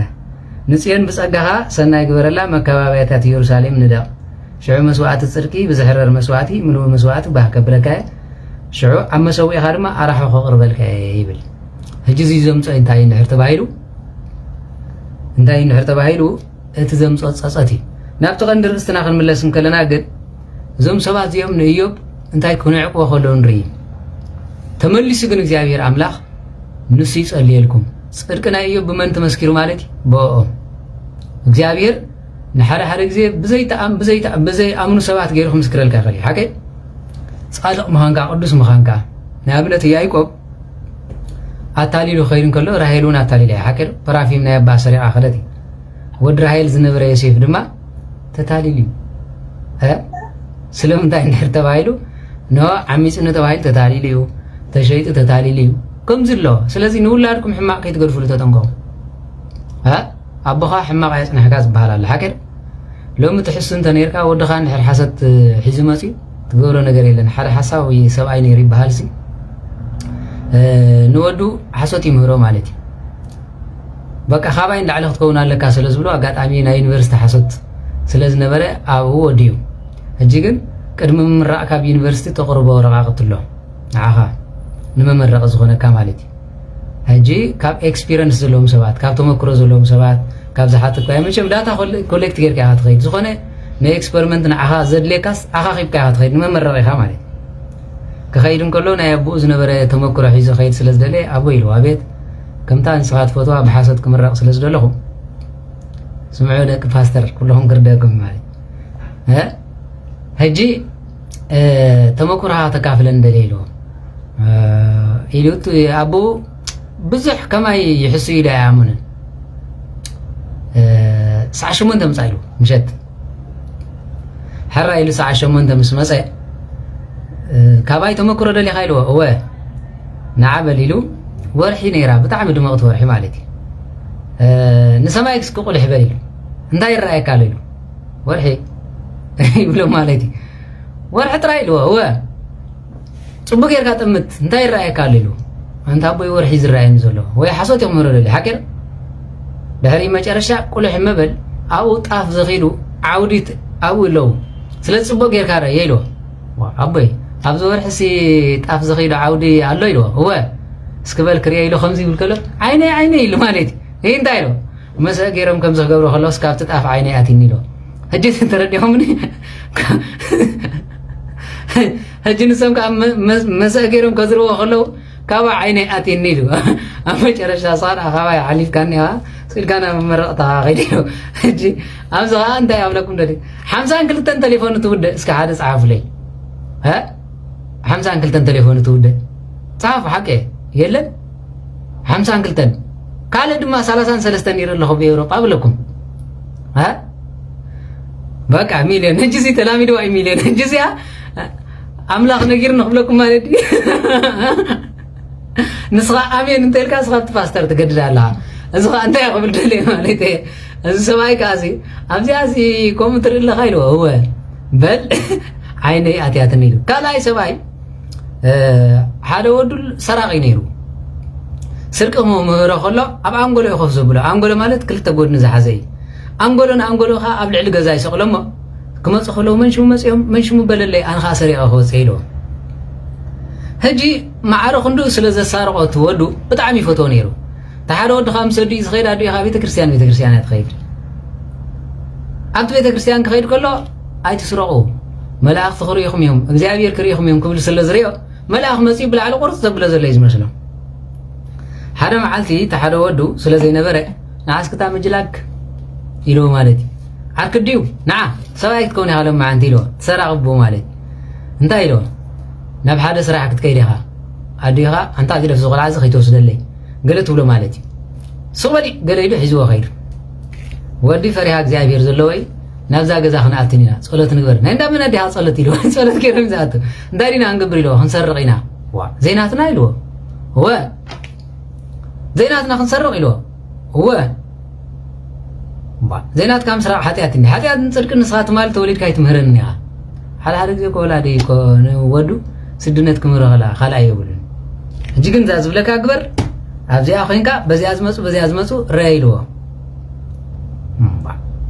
ዘይናትና ክንወስድ ሰብ ክርእየልካ እወይ ለካ መን ይመፅእ ኣሎ መን ኣይመፅእን ረአ ኢልዎ ሕጂ መጨረሽታ እቲ ሰብኣይ ንገዛ ሰይሩ ኣትዩ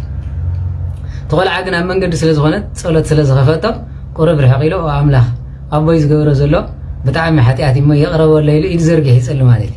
وأنا جزا مسيو حزوا مالي أتابتك أنت اللي قاطع اللي نير كايلوس أبوي أنا لا أمل أمس يخيك أسفك أمبر وأنا جزا لا زي إسر بيتي مقبل كمان حزنا لك أنا شكري لنا وجدر نساقن حنس أمل أخذ سماي مس إنت قصيف كاقن سيل تعدي هاي نوس أكاني نايلو زست مارك يا عاد قبر مالي ها سلازي كم زي قالوا مالتي أبصخا ندقوا محمق كي تقرفوا لهم تتنققوا ها حكي كتزم خلها خزم خلها كندي تبالاش النحر صنيحكا مجرشا ودها ግብረ ሰዶም ተኮይኑ እግዚአብሔር ወላድካ አጻካይ ተነስሑ ጽቦይ ሐቄ ኩል ግዜ ማለት ስለዚህ ሆነ ንዓላ መጽሐፍቲ ንምንታይ እንድሕር ተባሂሉን ተግሳጽና ይተማይራ ሐቄ ኩሉ መጽሐፍ ንተግሳጽ ንትምህርትና ይተጻሒፉ ዘሎ እዚ ስለዚህ ኣብዚ እንድሕር ናይ ዳዊት ታሪኽ ሪና ኮይና ንሕና ድማ ኸሙ ንኣብነት ኣታሊሉ ወሊዶስ ብዓመፃ ወሊዶ ወላ ሐቄ سولومون مسولدو أبو دعلت تسعة أنستن حراتي خيلو سولومون شحنتاتي هذا مثلا ها كم سلسلة نصحة صبغي مالته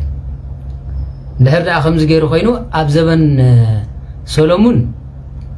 ودو خيتر في تقالي سوا حكيرو نداوت ولا ودون تاجروا مالتي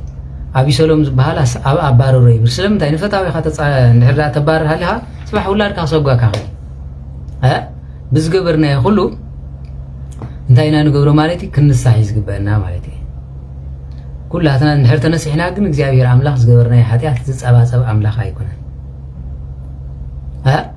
ካላይ ድማ ምርጌታታት ኮይንኩም በቤተ ክርስቲያን በትይሁት ቅዱሱ በቲካ ስራ ይትገብርለሁም አመጨረሻ ወደሁም ነው አይነ አባስ እዝኑ ጸማም ተተወሊዱ ነይመን እንደሁም ተጽምሙ ነይርኩም ማለቴ ها ወድ መርጌታ ኮይኑ መርጌታ ዝሆን ሰዓት የለና ሰዓት كوني نعوالا زخون ودم سلامتاي تيركمم سراي ود سراي غله خغبرو زوعلو الله خندي طيات مرغيتات አለው ها ስለዝ ሆነ ሁሉ خردكم አለው ጽድቂ እንተኮይንኩም ብንሳሓኻ ها እግዚአብሔር አምላክ ናዓና ብጸጋይና ጸረቕና ይብል ሐቂ ጸጉ እንታይ ማለት ብዙሕ ምሕረቱ ማለት ትጸጉ ዝባሃል ዘሎ ብዝተነሳሕካ የቕረዝ ብል አምላኽ ኮይኑ ተሪፉ ግን ዋላ እንተ ጸረቕካ እታ መቕጻዕታ ሓደ ግዜ كتقاومك ስለትኽእል ጠንቀቕ ምባል ጽቡቕ እዩ ክንብለኩም ደሊና ኢና ስለዚህ ናብ ኢዮብ ታሪኽ ክንምለስ እንከለና ድማ ፈተውቱ ዝነበሩ ከምዚ ኢሎም ሰበይቲ ግን እንታይ ትብሎ ከላ ንሪ ማለት እንታይ ሽዑ እንታይ ዝብል ኢዮብ ድማ ምንቲ ሽዑ ሰይጣን ካቅ እንታይ ዝብል ማለት ኢዮብ ድማ ምንቲ ከሓከሉ ገልዒ ሒዙ ኣብ ሓመኹሽቲ ተቐመጠ ኢሉ ሓመኹሽቲ ቁርባል ዝብለካ ሓቀይ ንቆስል ንሕር ኮይኑ ها يبلع سلز نبره قال عمتي هو خمس جيرو حاكو جمير مالتي سبيت مسيا شو انت يا تبلو مالتي كم يحدير كات بلو እግዚአብሔር ይመስገን ክብላ خلا አንቺ ስጋ ብጅለስ አኒዕካ አለሃ ها እግዚአብሔር ክሒድ ካም ሞት ይላት እንታይ ስለዝኾንኩ ይሏል ዝኹሉ ብልዕሊኻ ዘወረደሲ አይርደካኒ ክትኩሕደ ይግባእካ ይላት ሕማቅ መዓልቲ ኸውን ከሎ ውይ ዋላ ሰበይትኻ ኣይረድ ከም ዝትገብረካ ትኸእል ها ولاد كاون كم فلك خلي معناته بساعه ابوي مسايكوف كبرز بليلن حكر سودو እንደ አረጋውያን ክብለካ خلي ها ስቁዕ ቢልካ አንሳ እንሐዋርን አኮማ ከቀምጠካ خلي እግዚአብሔር ይቅረብል ነዚ ቅዱስ ዳዊት አግዜ እርጋነይ አይተናቀኒ አይትግደፈኒ ለሐከር ها ቅዱስ ያዕቆብን ተሪኹም ኮይንኩም አመጨረሻ ኖ ቀድሞ ማተይ ክምርቀካስ እቶም ዝወለድካ የምናባ ያቅርቦም ይል ወላዲ كل ጊዜ ሸለላይ ትበልዎ ዓባይኹም እንተልያ በጽሕዋ ንእሽተ ነገር ግዝኡላ አይሐጉስዋ አግዜ እርጋና ትምርቀካ ብልባያ ها አዲኻ ሓሪቃኮ ሓራሪ ጊዜ ትረግመካ ሓቀር ናደ ኩሉ መርገም በጽሕረ በጎ ይብልካ ተነቀል ብርቁ ይብልካ ኮም እንተ ዝኸውን ነይሩ ብዓንሰባ ሰባይ ምተረፈን ሓቀር ምፍላይ ኣብ ዓንሰባ ኣብ ኤርትራ ሰባይ ምተረፈን ጤል ተኾይና ብርቁ ይብልኪ ኣብ ዓይን ጣይታይ ይخدድኪ ይድፋእኪ زين كلن كبت تصنيتن مهالوا ها قالها قبل كله انا مجمري ابساوا مسكدنا عندي كرن كمصخلو واي تبنقر كندي دي اتصبق ياي در تبنقر يرادا انت تريما مالتي ها در يدل نيرم حكي كندي دي اتصباتا كم من حرز بلك أخوينو سي زي أصبغت دي زبلا زلوا سوالا يا خستاين هجي كن أنت يمشالو هذا بعد ورسال حكي what the hell are you saying زبلا لبس حكي كم يبهال وا أنت لو مزمز زلوا إنجليش كو سدي إنجليشي حكي تقدم زنبرجن polite تحاوسي كل زارب وزرباس نابز جس يبهالني what the hell are you saying مالت أنت أغاز بالك عايز بدلو بتحسب قلت هيلس انت امسح تعال سيل ده هزارب زلا حكيرو هجي تخلو تصيق زرباز مس زلو ناي بابيلين منفس يبحال دبلوق منفس سلازي حما انصبون حاويسكا انا حكي خمزي يديدي تزنبره يفاقي تغيرو ملو حكيرو وا ازي يبحال حكي جيجاي انا وارص ايا فقالي يديديت بحكي صبو زربات زاريبكا صبو تغبار غيركا مالتي لمغن نابز غص زبحال زربا يلن مالتي سلازي خمزي عينت زي معوري قالات مصلو كعر لو نسخاتكم ولا ازار 4 ما صبو تنقل اخزارو خلو نو ما يبحالني كتب له خلها صبوي مالتي سلازي قالات مصيا مصبا اقداسنت አለው pleasant words blessing sometimes هجي انت pleasant ዝبحال words ወይ ድማ ጥዑም ቃላት ሓራደ ግዜ ንነብስ እንታይ ማለት እዩ በረኸቲ በረኸቲ ተተውፅኦ ቃላት ሓራደ ግዜ ንዓኻ እንታይ ማለት ቶርንስ እዩ እሾኽ እዩ ስለዚ ሓራደ ግዜ ከምዚ ዓይነት እሾኽ ክትቆም የብሎም ማለት እዩ ስለዚ ከምስታት ክትዕረይ ሓራደ ግዜ ጽቡቕ እዩ ሞ ንደቅኹም ድማ ከምኡ ክዛረብ ከለው ነውሪ ከምዚ ኣይበሃልኒ ክትብሎም ከለኹም ጽቡቕ እዩ ንሶም ግን ጽቡቕ ዛረብ ዘለዎ ዝመስል ካልኣይ ድማ ኣብዚ ንሪኣ ዘለና ሰበይቲ ካ እንታይ ማለት እዩ ኣብ ሕማቕ መዓልቲ ሕማቓት ሰባት ሕማቕ ኣጋጣሚ እንተጋጢሙካ መሊስካ ኢኻ ተስፋ ትቆርፅ እዮብ ብእግዚኣብሔር ኣምላኽ ዝኣምን ስለ ዝነበረ ኣይበለን እምበር ሰበይቲ ተኣክል ብፅቡቕ መዓልቲ ንዑ ከይረኣየቶ ዘይትውዕል ዝነበረት ምስ ሓመመ ገጽ ካይርአኒ ከላም ሞት ክትብሎ ከላስ ኣይገርመኩም ንብዙሕ መዓልቲ ሰበይቲ ከምዚ ምስ በላን ከላኸላት ትኸይድ ዝብል ሰብ ኮ ይሰኣለኒ أنا زجر من نجار مالتي قال قدسات سبات له هم كان ده سبيت سبعي محامي ما مترفسي حمم سبعي تمرعم زنبر له سنقول تمرعم زنبر له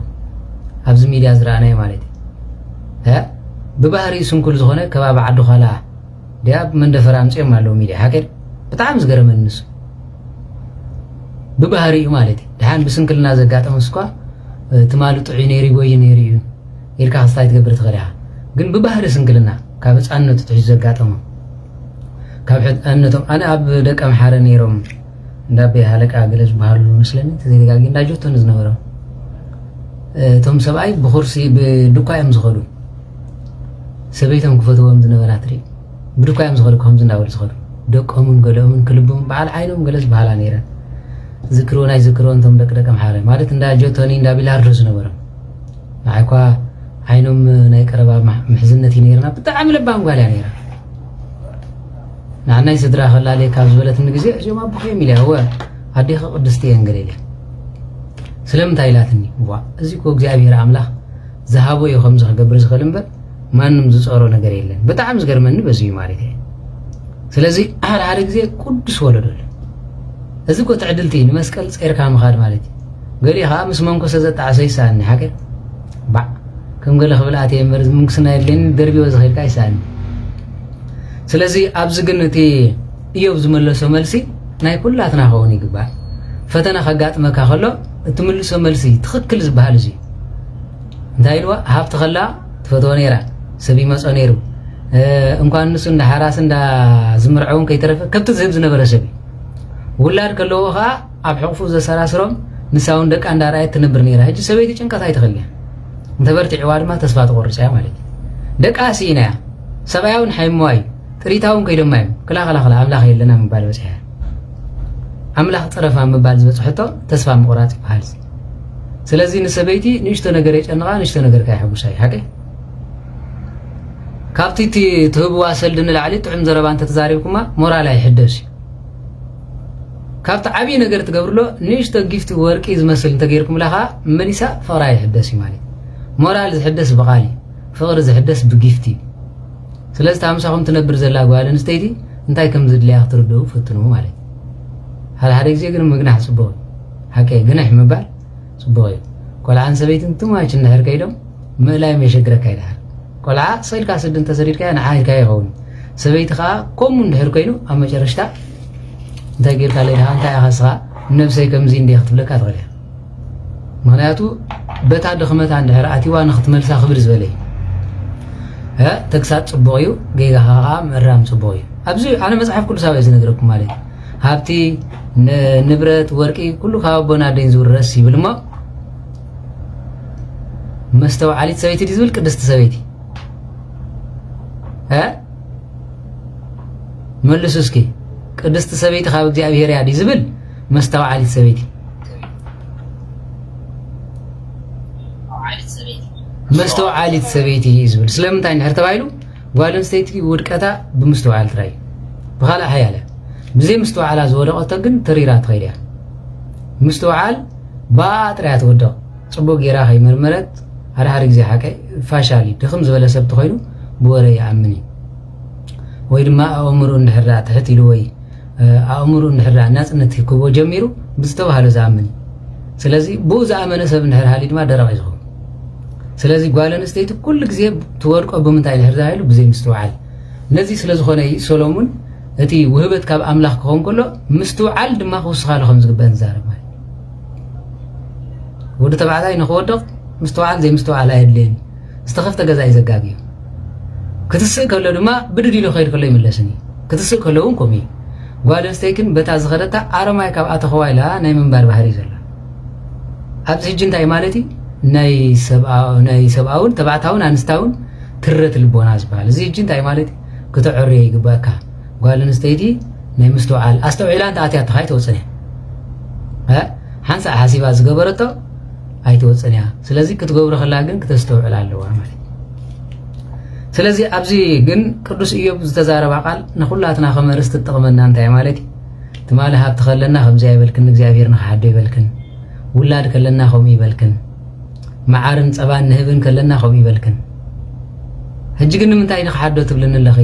ኢሉ ክወቕሳ ከሎ እንታይ ኢሉ ማለት እዩ ኣዘራርባ ዓሻ ሰበይቲ ትዛረብ ኣለኺ ዓሻ ሰበይቲ ትዛረበ እዩ ወይ ተስፋ ዝቆረፀት ሰበይቲ ትዛረበ እዩ ስለዚ ካብ ኢደ ኣምላኽ ሰናይ ተቐቢልና ሲ ነቲ ሕማቕካ ክንቅበሎ ይግበአና እንዲ ኣዝያ ደስ ትብል ቃል እቲ ሃብቲ ከሎ መዓር ከሎ ንብላዕ ነይራ ፈተና ምስ ኣጋጠመ ግን ንኣምላኽ ንኽሓዶ ኣነ ብዚ ማሕበር ዘስተውዓል ኩሉ ነገር እዩ ሓቂ መዓርን ፀባን ገለ ክርኢ ከሎ ንእሽተ ፈተና ምስ ተምፅእ ይብል ማለት እዩ ቢደቀይ እንኳዕ እግዚአብሔር ኣምላኽ ኮነ ኣምላኽና እምበር ከም ሻርክ ኩሉ ተወዲኡ ብዛ ምድሪ ፍጡር ኣይምተረፈን ነይሩ ማለት እዩ ኣይተብፅቕ ምን ትበሃል ንስኻ ከንተ ኢልካ እንታይ ይብል ማለት እዩ ከም ሓጢኣትና ዘይፈረደና እግዚአብሔር ይመስገን ይብል ሓቂር ከም ብዙሕ ሓጢኣትና ዘይገደፈና ኣምላኽ ኣቦታትና ክብርን ምስጋናን ይኹኑ ስለዚ ጥዑም ጥራይ ለሚዱ ሕማቕ ምስ መፀ ፀርፀር ዝብል ተኮይኑ እዚ ክርስቲያን ኣይኮነን ወዲ ሓው በይቲ ትሪኦ ዘለኻ መልክዕ እኮ ሓንቲ መዓልቲ ማዳ መፅኡ ክልብልበካ ይኽእል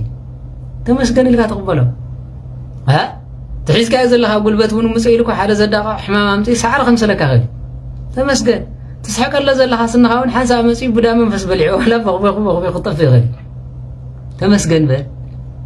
ትዛረበሉ ዘለኻ ልሳንካ እውን ፅባሕ ዕለታት ክኸውን ይኽእል ሃንደበት ተመስገን በል ትማሊ ተኣምኖ ዝነበርካ ገንዘብካ እውን ሓደ መዓልቲ መሐከም ኢኻ ዘይክኸውን ይኽእል ኣነስ ኣይግበሮ ፈጣሪ ኣብ ዓዲ ጓና ኢኹም ትነብሩ እሞ 50,000 ዘለዎ 60,000 ዘለዎ 70,000 ዘለዎ መኪና ዘላቶ ትራክ ዘለዎ ይህሉ ይኸውን ሓደ ክፉእ ወዲ ተዓዲ ምስ ተስአ ግን ነዞም ህዝቢ እዚኦም ክዳን ከማና ይንህቦምን ኢና ጥራሕ ነብሶም ንስደዶም ኢሉ ጥራሕ ነብስና ተሰደና ኣእምሩ ምሳሓተ ኩሉ ሰብ ሓቂር ወረቐት ተበላሽያትን ኢሉ እምሩ ስሕት ሰብ ኣለ ተመስገን በለ ወዲ ሓው ቤተ ተኸዳ ዓዲ መጥፊኻ እንተኾነስ ብጣዕሚ ከም ዝብል ኣሎ ማለት እየ እምበርካ ኣምላኽ ኣሎ ዲንታ ስጋ ዝብል ማለት እንታይ ወረቐት ዘይሳለጥ እቲ ኣምላኽ መላውን ዘየላውን መን ሰደደልካ ኣየርዳ ተስተንፍሳ ኣለኻ ማለት ኣምላኽ የለን ከለን ክትብል ሲ من سددلك صحيلا تبرها لها ها نسيطان عدل تزوها بمو استنفاسنا حسيرون مقتلنا እግዚአብሔር ነው ሰብከም ኃጢያቱን ተዝፈር ነይሩ አብዛ ዓለም ዚያ አብዛ ምድር ዚያ ፍጡር አይምተረፈን ክንድዝ ገበርኩም ግበራ ኃጢያት እግዚአብሔር ይቀርባል ሃር ጊዜ ይቅረዘ ይባል ኃጢያት አለ አበይ ይቅረዘ ይባል ኃጢያት ምን ፍቅናይ ኢየሱስ አማላዲ ማለት ዝኸፍ ኃጢያት ንሲል ካንተ ተነስሕካ ከንተ ተነስሕ ይቅረብ ለልካ ወሊ እቲ ዝኸፍ ኃጢያት ዝባል ኢየሱስ ፍጡር እዩ ኢየሱስ አማላዲዩ ቅድስት ድንግል ማርያም ንጽህና ስጋ አይነበራን ንጽህና አይነበራን ዝብል ተዘኸፍ አኻብ ጥንቁልና ዝኸፍ ኃጢያት እዚ ዝኸፍ ዝባል አነዋሪ ኃጢያት እዚ ወይታናን መድኃኒና ኢየሱስ ክርስቶስ ነብይ ዝብል ዝተረግመ ጥራይ ንክርስቶስ ወደ አምላኽ ምዃኑ ዘይተቀበለ ዘበለ መንግስት አምላኽ ያትኒ ዝብል ሓቀደ ተመሊስ ግን አማላዲ ኢሉ ዝሰበኸ ግን አምላኽ ወደ አምላኽ ምዃኑ ዝኸሓደይ ምልጃ ዝግባ ንመላእክት ንሰባትን ጥራይ ልመና ዝግባ እግዚአብሔር ግን መሐሪ ፈጣሪ ነው አምጻኢ ህይወት ወሳዲ ህይወት ነዚህ እንድሕር ትኽሕዱ ሃልይኹም ኮይንኩም በይናይ ምሕረት ክልወኩም ይኽእል እሞ ይቕረ ዘይትብሉ እንድሕር ኮይንኩም ማለት እየ ስለዚህ ነዚህ ቅድስት ድንግል ማርያም ንጽሕቲ ገይሩ እነሆ አይፈጠራን ንጽሕቲ ኮነትን ካብ ሕቋ አዳም መን ይልኳ ንእግዚአብሔር ምስኻ ዋኑ ሪኻ በይናይ መጽሐፍ ረኺብካዮ አልብች ነብሩ ወይ ምንትን ይበላ አይለች አቅድሜኺ ነብሩ ይኹን አበሳ ሓንቲ እኳ ይብልክን እንዳበላ መጽሐፍ ስኻ ከመይ ገይሩ ዶ ካብ ዝኸፋ ኃጢያት የለ ነዚህ ዝገበረኻ እንታሃልዩ ኢዱ ይትሳለሙ ዋላ ገዙ እንተዘይኣተኹም ጽድቂ እዚ ከሓደ አምላኽ ይበሃል هجي بروتستانت مسانا انتاي ركبا انتاي فل يالهم انتاي كركبالو اما لادن تايلمو نقدس ድንግል ማርያም ገሊም ወሊዳ ይብሉ ገሊም ኃጢያት ነይርዋ ዝብሉ እንተኾይኖም ተሐድሶ ኻት ዝባዕለ ሃይማኖት ከህደት አቅድም ወላዲት አምላኽ አቅድም ስላሴ አቅድም ስእለ ቅዱሳን እዚ ዝመስል ከህደት ይዘሎ ስለዚህ በምንታይ ከኸንራኸብ ምዃኑ ምስ ሙስሊም ኩሉም ሓደም ፍልሊት ባለም እቲ ነቢሉ እቲ ኃጢያት አለው አይሉ እቲ ከጎይታ አማላዲሉ እዚኦም ኩሎም እንታይ ማለት ይቕረ ዘይባሃሎም ፍጥረት ይባሃሉ ንዑ ገዲፎም እንተመጽኦም ከ ወእግዚአብሔር ኃጢያት ገዲፎን ዝመጸ ቁርብ አፍ ደገ ይዘለው ስለዚህ በኸምዚ ዓሽነት አይትጥፉ አባ ገለዝ ባህል ጳጳስ ሜሮ ጳጳስ አይኮነን አይ ዘገደሰኒ መጽሐፍ እንታይ ይሊ ጳጳስ ዳናቱ ሐሳብ ሒዞ መጽኸሊ ዞም ሰባ አነ ጅብ ዚናይ ሰሜን አሜሪካ ዝራኹም ነባ መቃርስ ተኸተለዎም ብዙሕ ቋንቋ ስለ ዝኸሉ ይምበር ጥዒ ሃይማኖት ስለሰብክ ይብንኩ አግሪኽ ከይዶም ግሪኽ ይኸወልዮም ሰይጣንስ ኩሉ ቋንቋ ዛረብኒ አብ ዕብራይስጥ ይኸወልዮም ዓረብ ይኸወልዮም እንግሊሽ ይኸወልዮም አከምዚ ዩኒቨርሲቲ ተማሂሮም ጽድቂ በብዝሕ ዩኒቨርሲቲን በብዝሕ መጽሐፍትን አይኮነን ዝርከብ ዋ ከምኡ እንተኾይኑሞ ሰይጣን ዘይፈልጥ የለን ብዓቢ መንግስተ ሰማያት እዩ ነይሩ ኩሉ ዓይነት ቋንቋ ኸ ይዛረብ እዩ ምክንያቱ ጃፓን ብጃፓን ገይሩ ዝፍትኖም አብ ዶች ገይሩ ዝፍትኖም እንታይ ሞ እዚ ትርጉም ዘለዎ ብዙሕ አፍልጦ ብዙሕ ትዕቢት እዩ ዘምፅእ ዝብል ብዓቢ ቅድሚ ወላዲት አምላኽ ኣብ ቅድሚ ዓለም ክሕደት ስለ ዝረአና ንጽህና የብላን ግን ከም አማላዲት ከመደየ ሓቕፋ እዩ ዝብለካ እንተኾይኑ ንጽህና አርሲሕካ ብምንታይ ኣዳልካ ንጽሕቲ ቅድስት ኢልካ ትጽሊ ዘለኻ አንቀጸ ብርሃን ክብል ከሎ አንቀጸ ብርሃን ውዳሴ ወግና ይብል ብጽሕቲ ቅድስት ንጽሕት ኢሊስ ይብል ማለት በቲ መጽኻ ኃጢአት አዳም ሰጊርዋ ይብለክ ሕጂ እዚ ብሙሉ ሽግር ዘምጽእ ዘሎ ነዚ ስለዚህ ኣብ ዝኾነ ሽግር ከጋጥም ከሎ ብጸሎት ዝፍታሕ ክልወኩም ኣሎ ቶም ምእምናን ንሱ ንፍዒልኩም ኣይትኽኢሉ ጸሎት ፍተው መጽሐፍ ጥራይ እንድሕር ትብሉ ኮይንኩም መጽሐፍ ባሕሪ ጽቡቕ ገይሩ ዘረድአኩም ተዘይረኺብኩም በዚ ኣነ ንመምህር ከነፈርግ ብምንታይ ፈትዎ መስለኩም ሓደ ኣብ ሃይማኖት ዘለዎም ትብዓት ካልኣይ ድማ ኣብ ሓቂ ብጣዕሚ ሓቀኛ ቦይ ኣብ ጣልያን ኣብዚ ደርጊ ይኹን ኣብ ገለ ይኹን ዝገብርዎ ዝነበሩ ክነግሩኻ ከለው ነብሰ ልዕልና ይፈትውን እዮም ዝዛረቡ ሓቂ ክትረኽለካ ብጣዕሚ ዝፍተው መምህር ከነፈርግ እዮም ሊቀ ሊቃውንት ከነፈርግ ብማርቆስ ማለት ዋላ ኣብዚ ናይ ኣብና አንጦንስ ጉዳይ ዝነበረ ካብ ኣፎም ምንፍቕና ክሳብ ዘይረኣኻ መናፍቕ ኢልና ይንፈርዶምን በዚያ እዮም ምስ መንበረ ፓትርያርክ ዘይሰማምዑ በዚያ እዮም ስጋ ብመቆምያ ምዝባጥ ዝበፅሑ ስለዚ በዚ ስለ ዝኾነ ኩላትና ክንእረመሉ ዝግባእ ነገር እንድሕር ሃልዩ እዚኡ ማለት እየ ኣብ ክርስትና ካብቲ ትገብሮ ሰብ ኮይንካ ኣካይዳኻ ስነ ምግባር ክጎድለካ ይኽእል እዩ ስጋኻ ክስሕበካ ይኽእል ኣካይዳኻ ከውድቐካ ይኽእል እግዚኣብሔር ብንስሓ ዝሓፅብ ኣምላኽ ኣለካ ሓንትስ ኣብ ኣምላኽ ክሕደት ኣብ ወላዲት ኣምላኽ ትዕቢት ኣይትዛረቡ ኣብ ጻድቃን ድማ እዚ ከመይ ገይሩ ይኸውን ኣይትበሉ እግዚኣብሔር ኩሉ ስልጣን እዩ ዝሰኣነኩም ነገር የለን ኮይልዎም ብስመይ ኣጋንንት ክተውፅኡ ሕሙም ክፍስኡ ድውያት ክተንፅኡ ዝሰኣነኩም ነገር የለን ፈጣሪ ክትኮኑ ኢኹም ዘይበሎም እምበር ኣብዚ ምድሪ ኩሉ ዓይነት ፀጋ ክገብሩ ይኽእሎም ሓደ ዶክተር ብኽእለቱ ኣብ 6 ወርሒ ዝነበረ 7 ወርሒ ዝነበረ ቆልዓ ኣብ ኮማ እትዩ ወይ ኣብ ኩለን እቲ ክዕብዮ ይኽእል ኣይክእልን ይኽእል ኣይክእልን ይኽእል ሓቀዶ ሓደ ጻድቕ ግን ነቲ ብዚ ዝነበረ ይደልን ኢላ ካብ ማህፀን ኣብዚ ነዚ ኣሃባይሉ ብፀጉም ናብኡ እንተሕሊፍዎ ሓጢኣት ትኸውን ማለት እዩ ከመይ ገር ይኸውን ከመይ ከዘይ ይኸውን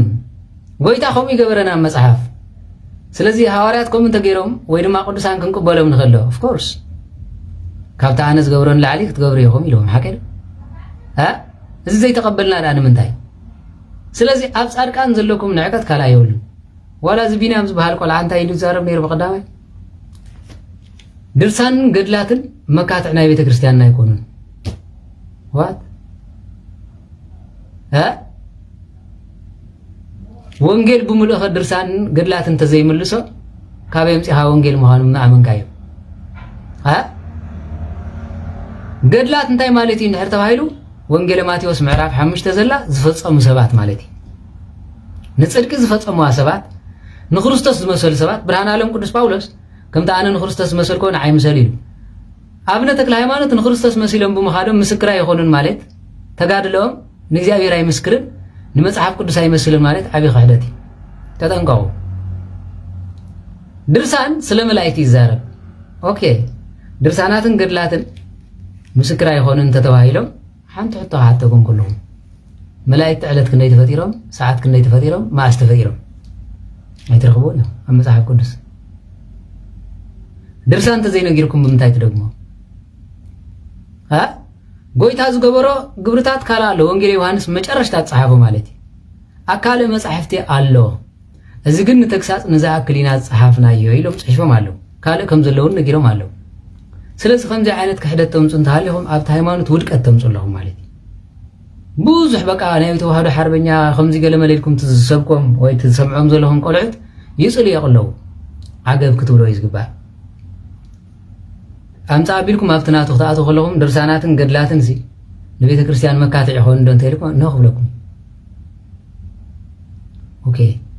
ከምኡ እንተኮይኑ ናይ ዮሃንስ ኣፈወርቅ ናይ አንድ ሃይማኖት ቄርሎስ ስለ ነገረ መለኮት እንታይ ትገብር ኣምፂኻ ድርሳን ኣይኮነን